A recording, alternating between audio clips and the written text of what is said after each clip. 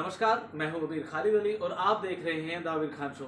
आज हमारे साथ बात करने के लिए मौजूद हैं एक ऐसे शख्स जो कि लिखते हैं, संगीत बनाते हैं और उसके साथ साथ एक्टिंग भी करते हैं। जी हाँ, और सबसे बड़ी बात ये है कि हाल फिलहाल में जो बिग बॉस चल रहा है, जो कि हमारे देश का सबसे बड़ा शो माना जाता है, लास्ट वाले शो में वो भी उसके प्रतियोगी थे। मैं बात कर रहा हूँ अबू मलिक जी की। अबू जी, आपका बहुत बहुत स्वागत है। नमस्ते भाइयों बहनों, nice talking to all of you. Sir, सबसे पहला सवाल मेरा ये है, बिग बॉस कोविड काल में चल रहा है। पिछला बिग बॉस जो था जिसमें आप थे, ये वाला बिग बॉस में क्या अंतर नजर आता है आपको? बहुत अंतर है। एक्चुअली जिस माहौल में बिग बॉस 14 शुरू हुआ है, उस माहौल में बहुत मुसीबतें भी थी उनको।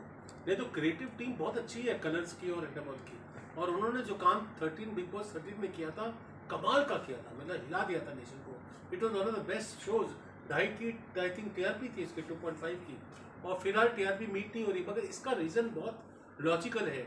उनके सर पे कंस्ट्रेंट्स बहुत हैं, बहुत सारे रूल्स और रेगुलेशंस हैं, बहुत सारे कंस्ट्रेंट्स हैं। मेंबर्स को घुमा नहीं सकते फटाफट, किसी को बुला नहीं सकते फटाफट कि आके मिल जाओ अंदर, या अंदर चले जाओ, 4 लोगों को बाहर फेंक दो या 4 लोगों को अंदर ले आओ। बहुत मुश्किल से वो 4 चीज़ प्लान कर रहे हैं, और इसके लिए 8 हफ्ते नियरली हो गए before I think some structure is going to happen. लेकिन सर, जो 2019 का बिग बॉस था, हाँ, ऐसा क्या हुआ कि उसमें आप ज्यादा समय तक नहीं रह पाए? या तो आपको बिग बॉस रास नहीं आया, या फिर आप इतने शातिर दिमाग नहीं है जिस तरह का शातिर दिमाग वहाँ लोग चलाते हैं। मैं नेस्टी नहीं, एक होता है नेस्टीनेस। नेस्टीनेस नेचुरली यंग लोगों में आ सकती है। When you grow mature you don't become nasty. You can pull your leg, you can laugh, you can do मस्ती, you can sing songs, you can shout at people, but you can be nasty. Bigg Boss में nastiness बहुत important है। मतलब कि आपने कोई चीज देखी तो आपने उसको पकड़ लिया, क्यों भाई, क्या कर रहा है तू, किस तरह से कर रहा है, क्या के लिए? तो that kind of thing is required in Bigg Boss. Another thing that is required in Bigg Boss is कि आपको अपने कनेक्शंस बनाने पड़ते हैं। Now a mature man try to make connections according to me would look like a fool, क्योंकि वहाँ सब young थे, बहुत यंग लड़कियां थी सब। तो if you try to make connections and thing like that, तो मैंने अपने म्यूजिक के दायरे में रहा, और मुझे पता था कि मेरा जर्नी 4-5 हफ्ते का ही होगा। जैसे मैं अंदर गया, तो ये प्लान करके गए थे? नहीं, जिस दिन वो पता चला BFF, वो जो बेड फेलो, आपको याद होगा कि मेरी कोई बेड फेलो थी, तो मैं तो रात को उठ के बेड को लेके सीधा बाहर चला गया हॉल के अंदर। मैं हॉल में ही सोया 4 हफ्ते। मैं कभी अंदर गया नहीं, और वो रद्द किया गया 2 हफ्ते में। 2 हफ्ते में BFF रद्द कर दिया गया कि हर आदमी को एक लड़की होगी जो उसके साथ वहाँ एक ही बेड शेयर करना पड़ेगा। तो वो सब मैं I was not ready to do, and then I realise, उन्होंने कहा था कि आपको अपने कनेक्शंस ढूंढने पड़ेंगे। अब मैं कोई कनेक्शन ढूंढने तो गया नहीं था, मैं तो गाने बजाने मस्ती करने गया था। मगर वो ट्रैक बिग बॉस ने फॉलो ही नहीं किया। उन्होंने फॉलो किया ट्रैक जहाँ active, anger, remorse, what you call, revenge, romance, ये सब एंगल्स उन्होंने अपनी स्टोरी फॉर्म में फॉलो की। तो ये स्टोरी किसी को पता नहीं है, मगर वो जो ऊपर कैमराज लगे हुए हैं वो एक फॉलो करते हैं एक एंगल को, देखते हैं एंगल कहाँ से इन्वेस्टिगेट हो। फन एंड मस्ती was not on the sign of the show. मैं सोचा था 4-5 हफ्ते से निकल जाऊंगा, मैं उससे जल्दी निकल आया। लेकिन सर, जिस तरह हमारे देश की संस्कृति है, हाँ, क्या इस तरह के शो में इस तरह के टास्क, एक लड़का और एक लड़की हाँ, एक साथ रात में एक बेड पे सो रहे हैं, हाँ, उन्हें सारी दुनिया देख रही है, इस तरह के टास्क होना जरूरी है? मगर वो अंडर द उसके अंदर कर्फ्यू होता है। आपके पास 150 कैमरा लगे होते हैं, नंबर 1। कोई किसी के साथ फिजिकली आप एक दूसरे को टच करके या इंटीमेसी उस लेवल की आप ला नहीं सकते। तो वो सब कवर्ड है, सब अपने अपने स्फीयर में सब सिक्योर है, ये हमको पता है। मगर सबको अपनी अपनी रेपुटेशन देखनी है, किसको क्या है, किसको क्या। मुझे देखनी थी अपनी, तो मैंने सोच लिया कि यार मैं तो नहीं ये कर सकूंगा, क्योंकि एक तो I am a huge guy, bed was not a very big bed, and I am a huge guy and I didn't want to be in that space. मैं सो ही नहीं सकता था, तो मैं तो उठ के चला गया। बाकी लोगों ने भी फॉलो किया, मैनी पीपल डिड इट, और वो रूल अल्टीमेटली रद्द हो गया ना। उन्होंने कोशिश की थी कि you have to build a comradeship in the house. आपको एक साथ एक रिलेशनशिप कायम करना है, जिससे आप एक स्टोरी को आगे बढ़ाइए। हाँ, तो मगर वो नहीं, कई लोगों को हो गया, कई लोगों का नहीं हुआ, जो रह गए उनका शायद हो गया, मेरा नहीं हुआ, मैं निकल गया। लेकिन अक्सर ऐसा क्या होता है कि बिग बॉस में जो भी लोग जाते हैं, जैसे ही उनको निकाला जाता है बिग बॉस से, वो बिग बॉस पे आरोप लगाना शुरू कर देते हैं कि सब कुछ स्क्रिप्टेड होता है, हमें ये बोला गया। आपके साथ भी कुछ ऐसा हुआ नहीं, था? नहीं, नहीं। आप एक बात समझिए, अभी हमारे इस घर में जी 50 कैमरा है और 50 कैमरा के पीछे लोग बैठे हुए हैं और उनका काम ये है कि हम जो बातें करें और हम जो इंटरेक्शन करें और हमारे ऊपर सर्टन रिस्ट्रिक्शंस लगाई गई हैं।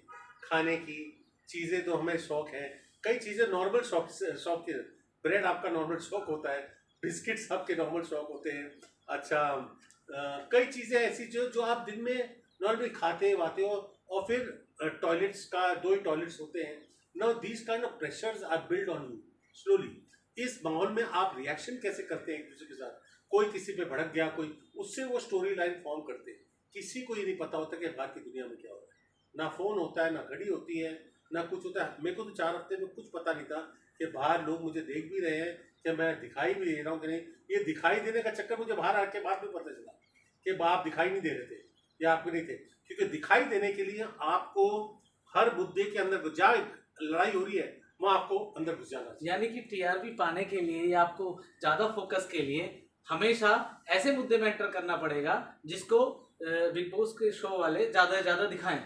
मतलब कोई कंफ्लिक्ट हो रहा है, आपको उसके कंफ्लिक्ट के अंदर घुस जाना चाहिए। सिंपल रीजन क्या है, ये घर आपका है जी हर चीज जो यहाँ हो रही है उसमें आप कनेक्टेड है, तो आप बैठे हुए ऐसे क्यों देख रहे हैं? ये उनका फंडा है। राइट। फाइबर, आप गए शो में, आपको उस शो में एक्टिव इंटरेस्ट लेना चाहिए। आपको ये कैमरा लेके खड़ी है, ये इससे मास्क, ये इसने हाथ ऐसे क्यों रखा हुआ है, क्यों रखा है तूने हाथ उधर, क्या क्या रीजन है हाथ रखने का, उठा अपना हाथ, उठा। अभी कोई रीजन नहीं है इसका, मतलब बिना रीजन ऐसी बातें करनी पड़ती है जिससे आपको कॉल किया जाए। क्यों हंस रहा है, क्या के लिए हंस रहा है, फालतू मेरे पे हंस रहा है, मैंने कुछ किया? मतलब it's like you have to be nasty and you have to create a story.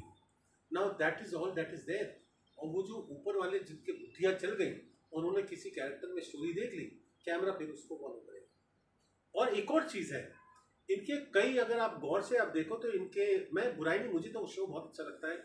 इनके टेलीविजन के स्टार्स बहुत होते हैं, जो बड़े बड़े स्टार्स होते हैं जी उनको डालते हैं वो अंदर शो में, बिकॉज उससे उनको व्यूअरशिप था। अब जो टेलीविजन का स्टार, मैं तो जानता ही नहीं था रश्मि कौन है, देवोनीता कौन है, अपना वो जो लड़का जीता है सिद्धार्थ कौन है, I did not know them from Adams.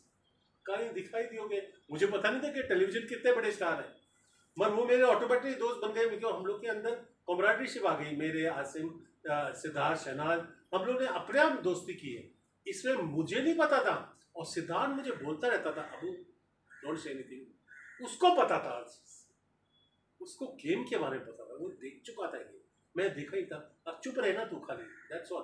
क्योंकि वो चाहता था कि उसका एक फ्रेंड सर्कल ज़्यादा, उसको आदमी पसंद, लोग पसंद आ जाते हैं। अच्छा मैच्योर आदमी है तो 3-4 लोग चाहता है कि 4-5-8 हफ्ते बोर लोगों से अच्छा अब्बू होगा, साथ में कुछ सीख लेंगे, बातें करेंगे, टाइम पाना। मगर मैं तो जाने की जल्दी में था, मैं तो निकल रहा हूँ। तो तू बोल तो नहीं, ऐसा बोलता था, जी चुप तो रहे। That means he knew how to work the game, I did not know. आप गायक रहे हैं, आप संगीत बनाते हैं, आपने एक्टिंग के क्षेत्र में भी जो राजमाज की, सलमान खान साहब की बहुत ही सुपरहिट फिल्म रही है, उसमें आपने प्यार किया तो एक फादर का रोल निभाया। ऐसे क्या कारण रहे, उसके बाद आपने एक्टिंग में कभी इंटरेस्ट नहीं लिया, जबकि लोगों ने आपके रोल को काफी सराहा? मैं आपको बताता हूँ, इसका बहुत अच्छा ये है। 87 से मैं शोज करता हूँ, लाइव शोज। और पहली बार मैंने उस वक्त एक पिक्चर बनाई थी जोरदार, गोविंदा आदित्य पंचोली, ये लेके बड़ा बुरा हाल था पैसों की, मतलब घर चलाना ऐसा था कि समझ नहीं आता था रोटी कहाँ से आएगी। उस दौरान मैंने शोज करना शुरू किए, और पहली बार मैंने अपने हाथ में पैसा देखा जिससे प्रॉफिट जिसे कहा जाए, वो कि वो फिल्म में नहीं जा रहा है, मतलब मैं अपने पास रख सकता हूँ ये पैसा जी। तो वो 91 से सिलसिला शुरू हो। फिर 92 में आमिर खान सलमान खान को लेके वो शो करने गए, खान वर्सेस खान अमेरिका। वहाँ से तो बिल्कुल आँख खुल गई कि ये वर्ल्ड है, ये मार्केट है, ये सब। इस दौरान मैं अक्षय कुमार मुझे देखा बस में, तो अक्षय कुमार के साथ मैंने पूरी दुनिया में शोज करना शुरू कर दिया। अक्षय कुमार को लेके पोस्टर में बनाता था, जैसे फिल्में बनती है वैसे वो, और पूरी दुनिया में भेज देता। वो काम मुझे रास गया। अब जब वो रास आ गया, काम चलता गया, उस बीच में सलमान खान के शो मैंने ऑस्ट्रेलिया में किए। तब इनके भाई कुछ काम कर रहे थे, ये सुनने वाला किस्सा है। सोहेल अपना इसी काम में, जब वो देखता था मेरे को काम करते हैं, तो उन्होंने तो उसने और गुनीत वाले एक बंटी करके लड़का आता है, उन्होंने मिलके कोई जीएस एंटरटेनमेंट बनाई थी, जिसमें उन्होंने ये पिक्चर बनाई प्यार किया तो डरना दिया। जब सलमान मुझे वहाँ देखता था ऑस्ट्रेलिया में शो करते हुए, मैं सलमान और धर्मेंद्र भाग्यश्री, तो मुझे पागल बोलता कि यार 1-2 दिन का काम मेरी पिक्चर में शूटिंग कर रहे 2 दिन की। हाँ ठीक है कर दूंगा, मुझे क्या है। फिर जैसे नेक्स्ट डे कपड़े आए तो 20 कपड़े, मैंने 20 कपड़े क्या करते, 2 दिन का काम था। और बोला नहीं नहीं ऐसे, फिर मुझे लेके बंद कर दिया किसी काम में जाके, वहाँ 10 दिन शूटिंग शूटिंग कराई मेरे से। तो मैं फिर अभी आए सलमान में फ्रेंड्स सब कुछ। उस दौरान अक्षय कुमार के शो सिलोन में था, ये चाहते थे, इनके जो भाई चाहते थे कि मैं पार्टनर बन जाऊं उनकी कंपनी में एज अ शो ऑर्गेनाइजर ना, उनके साथ हो, मतलब आपको साथ लेकर के कंपनी शुरुआत उनकी कंपनी ऑलरेडी थी जो वो शोज के अंदर चाहते थे कि मैं साथ में ही करूं। मगर मेरे क्या था, मेरी नीड्स फाइनेंशियल, मुझे अपने माँ बाप को पालना था, मेरे भाई थे, मतलब we were not a well to do family, I needed money to run my family. तो मुझे अक्षय कुमार का शो मिला सिलोन का, शायद वो उनके पास भी गया था, तो उस पर नाराजगी हो गई थी सोहेल और की। अब देखो इनसे जब इन्होंने बोला था कि पार्टनरशिप, मैंने बोला नहीं मुझे कोई पार्टनरशिप, मैं अकेला शोज करता हूँ और बहुत सालों से करता हूँ। इनफैक्ट मैं करता हूँ, पहला शो मैंने किया था 1981 में, इससे पहले कोई नहीं जानता था शो। उसमें मिठुन, रति, अग्नित्री, पूनम देना, लीना दास, पता नहीं कौन कौन पप्पी दे रही, इन सबको, अन्नू मलिक, सबको लेके गया था। इंडिया में बड़े बड़े स्टेज लगाता था, शोज करता था मैं 1981, आप सोचो। तो मैंने मना कर दिया था। तो इन्होंने क्या किया, जब मैं बाहर शोज पे निकला, जब मैं वापस आया, तो जब मैंने पिक्चर देखी, पिक्चर में मेरा नाम कहीं नहीं है। अच्छा, जब पिक्चर रिलीज हुई हाँ, तो मेरा नाम नहीं दिया। तो मैंने पूछा बंटी से, तूने मेरा नाम नहीं डाला? बंटी से तो कहते भूल गए। तो मेरे लिए वो एक साइन था कि यार इस धंधे में नहीं पड़ना। मैं गरीब खानदान का लड़का हूँ, मेरे माँ बाप बहुत गरीब है और मेरे पास, हम लोगों के पास खाने के पैसे नहीं, मतलब यहाँ तक की गरीबी थी हमारी। तो मेरे मामा थे हसरत जयपुरी, उन्होंने 27-28 हज़ार गाने लिखे हुए, अमीर लोग थे। मेरे फादर थे सरदार मलिक, उन्होंने बचपन से, जब हम छोटे से तब से उनके पास काम नहीं है। अन्नू को पास काम आया था, मगर वो काम ख़त्म हो गया था या 93-94 में। उसे वो जो था एक म्यूजिक डायरेक्टर की औकात थी, उतना करता था। अभी फैमिली सबकी बन गई थी, अब करें क्या? तो मैंने बोला ये काम नहीं अच्छा, ये काम अच्छा है। और सही बात निकली मेरी, वो जो 96 में मैंने बोला शुरू किया, 97 से शोज। अब क्या करें, मुरानीज भी आ गए बिजनेस में, आई don't know whether you know वो मुरानीज आप जानते हो, कंपनी है बहुत बड़ी, वो आ गए, बहुत सारे लोग आ गए इस बिजनेस के अंदर। अब क्या किया जाए? तो मैंने हीरोइंस को पकड़ा और बड़े बड़े सिंगर्स को पकड़ा, दरिया मेहंदी, उनको लेके मैं 200 शो मार दिए। अब 200 शो तो ज़माने में और टैक्स फ्री पैसा हुआ आता था, और चुपचाप अपनी बिल्ड करता गया। मैं अपने आप को, मैं चुपचाप रहा, अपना काम करते गया। 2007 में एक धंधा खत्म हो गया, क्योंकि जो एक्टर्स को हम पैसा देते थे। 2005 में मैंने शो किया हिट, अक्षय कुमार, सैफ, सुष्मिता सेन, सलीना जेटली एंड प्रीति जिंटा, ये मैंने वर्ल्ड ओवर किया। वापस जब आया उसके बाद, जो अक्षय को मे बी 50 लाख पिक्चर के मिलते थे, उसको 50 करोड़ मिलने लगे। वैल्यू चेंज हो गई एक्टर्स की। उसके बाद वर्ल्ड टूर्स खत्म हो गए। आप इतने लंबे समय से इंडस्ट्री में हैं, आज के जो हालात हैं इंडस्ट्री पर, तरह तरह के आरोप लगाए जाते हैं, क्या पहले की जो इंडस्ट्री थी और जो आज की इंडस्ट्री है, इसमें क्या चेंज देखने को मिला? लोग बदल गए हैं, लोगों का सोचने का नज़रिया बदल गया है, या वाकई में इंडस्ट्री खराब हो चुकी है? नहीं, एक्चुअली जो आप मुद्दे जो हमें नज़र आते हैं वो बेसिकली है कि एक्सपोजर बहुत बढ़ गया, फिल्म की वैल्यूज़ बहुत बढ़ गई, अरबों खरबों में रुपए में चली गई गेम। अब क्या होता है हमारे कंट्री में, एक बड़ी अजीब बात है कि जब पेट भर जाता है ना, तो क्रिएटिविटी खत्म हो जाती है। पेट भर जाता है तो क्रिएटिविटी खत्म हो जाती है। आप देखो ना, फिल्म मेकर कुछ करने का जज्बा होता है, वो कहीं ना कहीं मर जाता है। हाँ, मर जाता है। जब एक फिल्म बनती पहली, वो डायरेक्टर की क्या वो तलाश होती, पिक्चर बनावा, जैसे उसकी अगली पिक्चरें आती है, दूसरी तीसरी का क्या होता है, खत्म होते जाता है। Because they have reached a point where एक होता है क्रिएटिव। फॉर एग्जांपल मैं आपको बताता हूँ कि मैं गाने बनाता हूँ, ये मेरा एक स्टूडियो है। अभी रिसेंटली मैंने एक बहुत बड़ा स्टूडियो खोला है, प्रोफेशनल रिकॉर्डिंग। एक स्टूडियो मेरा अंदर है, मैं हर दिन एक नया गाना बनाता हूँ, हर दिन एक नया गाना बनाता हूँ, मतलब खाली ऐसे गाना नहीं बनाता, मैं गाना बनाने के बाद उसका म्यूजिक बनाता हूँ, म्यूजिक बना के उसका ऑर्केस्ट्रा बनाता हूँ, उसके लिरिक्स होता है, फिर मैं उसका वोकल्स करता हूँ, पूरा गाना जैसे आपको गाना सुनना है वैसा गाना रेडी होता है एवरी डे। कोई नहीं करता ऐसा, ना तो उनके पास भूख है किसी सक्सेसफुल आर्टिस्ट के, ना उसको समझ है कि मैं आर्टिस्ट हूँ, मेरा काम ये है। खुशवंत सिंह मरते दम तक हर दिन सुबह लिखते थे 5 बजे उठते, असर जयपुरी राइटर मरते दम तक सांस ले रहे और उनके लिरिक्स चल रहे, मेरा मामा। ये काम करने का जुनून होता है। यानी कलाकार हाँ, को कभी भी काम करना नहीं छोड़ना चाहिए, हाँ। उसे हमेशा अब नए ये- नए आयाम पर अब आते ये रहना गाने चाहिए। बिक रहे नहीं है, कोई खरीद रहा नहीं है, कोई आया नहीं है, कोई लिया नहीं है। एक फिल्म ने एक परमाणु एक फिल्म थी, उसके लिए पेमेंट दी गई थी मेरे एक गाने को, एक नाइट वो गाने उन दोनों की झगड़ा हो गया, वो गाना रिलीज नहीं हुआ, पैसे मुझे मिल गए, गाना रिलीज नहीं हुआ। मेरे मिसफॉर्चून है कि 3 साल में मैंने काम किया है और 200 गाने मैंने रिकॉर्ड किए और वो रिलीज नहीं हुए। मर that doesn't kill my emotion to make a song. मैंने एक दिन अदनान साहब से पूछा था कि यार ये तुम लोग इतने तुम जानते हो पियानो बजाना, ये करना होगा, गाने क्यों रिकॉर्ड करते हो? कहते हम तो करते हैं, खाली बेस्ट बाहर आते हैं, बेस्ट मतलब 4 साल में एक गाना जी। 4 साल में एक गाना। मैं जाऊँ किसी का कहे सर मेरे एक गाना रिलीज करो, मैं तो गया था टिप्स के बाद, यार मेरे 200 गाने रिलीज करना, उनका मुंह देखना था, उनके मुंह ऐसा था। फिर 22 गाने लिए उसमें से, 22 सॉन्ग्स जी। 22 गाने मैं तो लेके गया था 200 टेबल पे, क्योंकि मैं एक गाना लेके जाऊँ तो मैं बेवकूफ़ लगूंगा। हाँ मतलब ये है, इसमें छांट लो आपको जो रिलीज करना है। आजकल चैनल्स खुल गए हैं, इनके नाम कितने लाखों आदमी जाते होंगे इनके चैनल, हर दिन अपना गाना रिलीज करें चैनल, पैसे तो वहाँ से भी मिलते हैं। एक मशहूर कॉमेडियन है भारती सिंह, हाँ उनको एनसीबी ने गिरफ्तार किया था हाँ क्योंकि उनके ऑफिस और घर से हाँ नशीला पदार्थ पाया गया था। हाँ। क्या जो लोगों को इतना रात दिन हंसाते हैं, जिनकी इमेज बच्चा बूढ़ा जवान हर किसी के दिल में एक अलग सी इमेज है कि इनको देखना है तो हंसना है बस, क्या इस तरह के लोगों को भी नशे की जरूरत पड़ती है?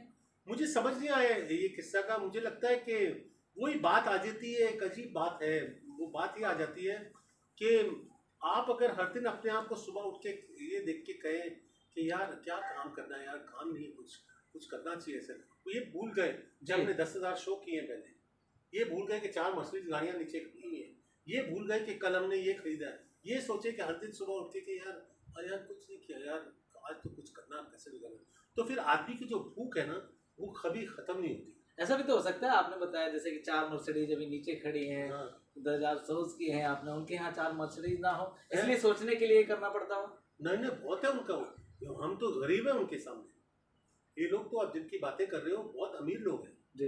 ये तो एवरी डे लाखों रुपया कमा रहे हैं, इनको तो कोई ये सब चीज़ों की ज़रूरत है नहीं, क्योंकि सबसे बड़ा नशा तो काम होता है, इससे बड़ा नशा कोई नहीं है। क्या सुबह कोई चीज़ बनाना शुरू करो, एक पेंटिंग बनाना शुरू करो और शाम को एक गाना रेडी हो जाए, या गाना बनाना सुबह शुरू करो रात को गाना मिल जाए, ये तो उससे अच्छा ये नहीं। कहते हैं कि म्यूजिशियंस भी बहुत सारी नशीली पदार्थ देते हैं, पूरी दुनिया के म्यूजिशियंस कहते हैं ना, they drink are very much into drugs all over the world. मुझे बात समझ नहीं आती कि वो ड्रग की रीजनिंग क्या है, रीजनिंग क्या है वो बात से, क्योंकि सबसे अच्छा नशा तो ये है कि जब आपने काम कंप्लीट किया है आप उसको देख लो या सुन लो, वो जब शूटिंग करके आते हैं अपने आप को देखते हैं परफॉर्म करते हुए, अपना ही देखता है, I think that is a kick. I don't know whether anybody requires a more kick than that. आप जब अपना काम करते हो और आप जब ये काम करना देखते हो और अपना टीवी पे नजर आता है तो आपको उस वक्त एक सुकून आता होगा कि मैंने आज काम किया है, और इससे बड़ी किक का एक दारू या कोई नशीला पदार्थ नहीं दे सकता। I doubt it. हमारे घर में तो तीनों भाई हैं हम, अन्नू अबू डब्बू, हमने ना कभी शराबें पी हैं, ना सिगरेटें पी हैं, ना तंबाकू खाया है, ना जुआ खेला। आजकल वेब सीरीज के नाम पर जो गंध परोसा जा रहा है, क्या आपको नहीं लगता उसे सरकार को उस पर गंभीर होना चाहिए, उस तरह का गंध बंद हो जाना चाहिए? इस पे 2 व्यूज हैं। एक तो हमारा इंटीरियर इंडिया जो है, जो आज तक ट्रेडिशंस में हम हैं, और एक मॉडर्न सिटीज जो बड़ी बड़ी हो रही है, मगर ये सबको चीज़ों को बांधा हुआ है टेलीविजन ने। आज सब कोई वही प्रोग्राम देखता है जो मैं देख रहा हूँ, वो आप देख रहे हैं जी। जो शो शायद वो वहाँ देख रहे हैं। मगर कहते हैं नेटफ्लिक्स और इनकी व्यूअरशिप ज़्यादा है नहीं, कहते हैं। लेकिन आजकल तो आश्रम भी देख रहे हैं ना, आप भी देख रहे हैं, हम भी देख रहे हैं, हाँ। बच्चे भी देख रहे हैं।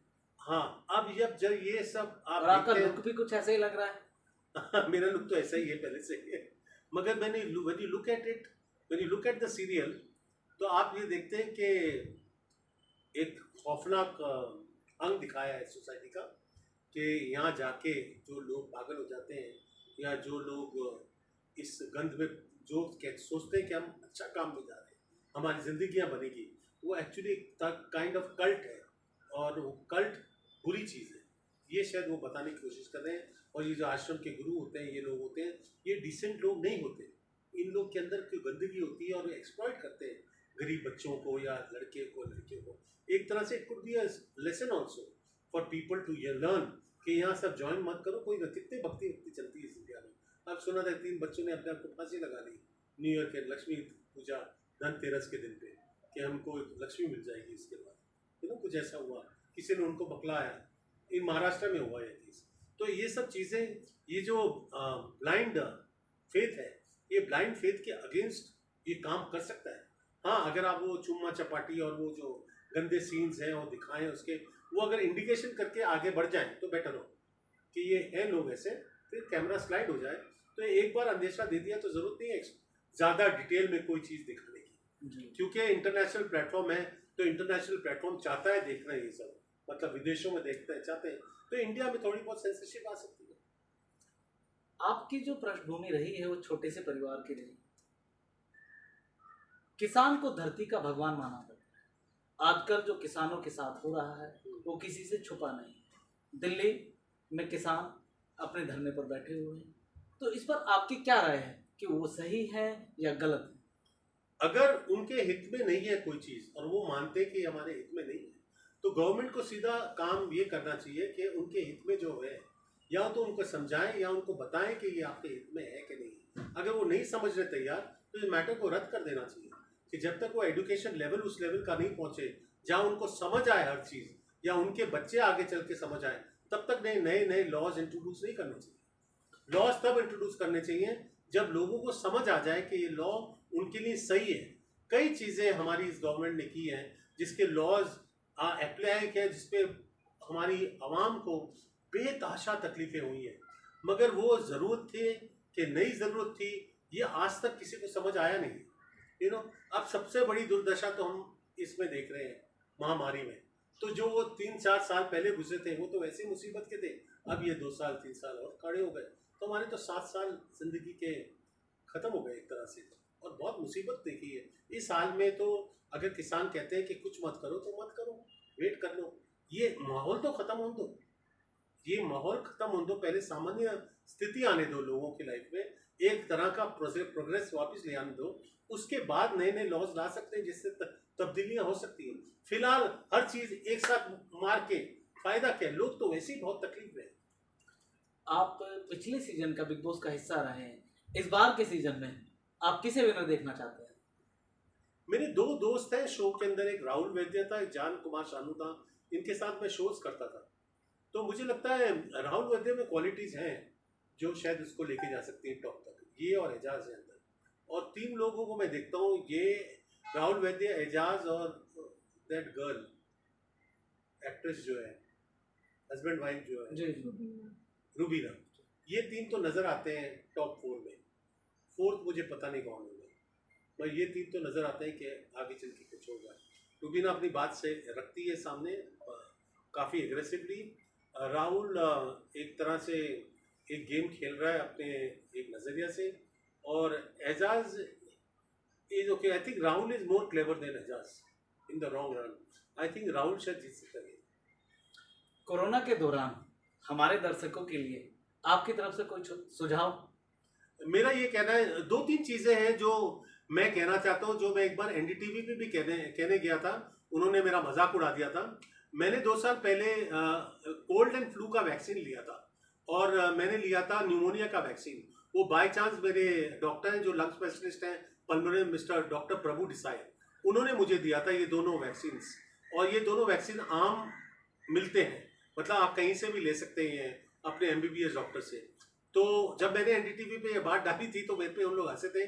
फिलहाल मैंने CNN पे देखा था, और CNN उस बात के ऊपर ध्यान दे रहा था कि दिस इज़ पॉसिबल, कि इससे थोड़ी प्रोटेक्शन मिल सकती है। और न्यूज़पेपर टाइम्स ऑफ इंडिया में भी एक आर्टिकल आया था, मे बी 6 महीने बाद आया था वो आर्टिकल, कि ये चीजें हो सकती है। कोल्ड एंड फ्लू का वैक्सीन है, आपको पता है कि नहीं ये बात? जी। एक कोल्ड एंड फ्लू का वैक्सीन 1 साल चलता है और न्यूमोनिया का वैक्सीन 5 साल चलते हैं। तो ये दोनों अगर वैक्सीन, अगर आप थोड़ी उम्र में ज़्यादा हैं, अपने माँ बाप को या और अपने एल्डरलीज को, तो ये दिला सकते हैं आप लोकल पल्मोनोलॉजिस्ट के पास जाके।